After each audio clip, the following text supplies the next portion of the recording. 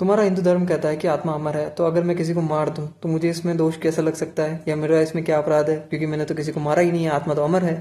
तो the thing is that कि तुम सोचो तुम एक कार में जा रहे हो और एक आदमी आता है और तुम्हारी कार के अंदर बम फेंक देता है और तुम कार छोड़ के खुद की जान बचाने के लिए भागते हो। जैसे ही वो कार छोड़ते हो, कार बम फटता है, कार तुम्हारी उड़ जाती है स्वाहा।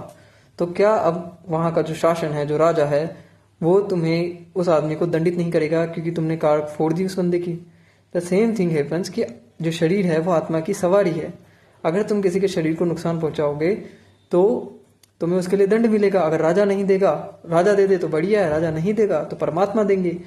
हमारे धर्म में पाप और पुण्य की बहुत सिंपल परिभाषा है। परोपकार पुण्याय पापाय परपीड़नम। दूसरों का भला करो पुण्य है, दूसरों का बुरा करो पाप है। किसी का सच बोलकर भी अगर तुमने मौत का कारण बन गए, किसी की मृत्यु का कारण बन गए तो पाप है। अगर तुमने झूठ बोल के भी किसी की जान बचाई तो पुण्य है।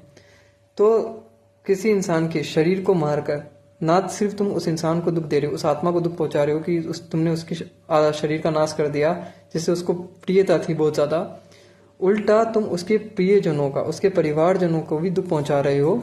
तो इस कारण तुम्हें पाप लगता है, क्योंकि तुमने किसी को मानसिक रूप से पीड़ा भी पहुंचाई है। तो पाप वाला फैक्टर इसलिए आता है क्योंकि परोपकार पुण्याय पापाय परपीड़नम, और सदंड का विधान इसलिए है क्योंकि तुमने किसी पराई संपत्ति का नुकसान कर दिया।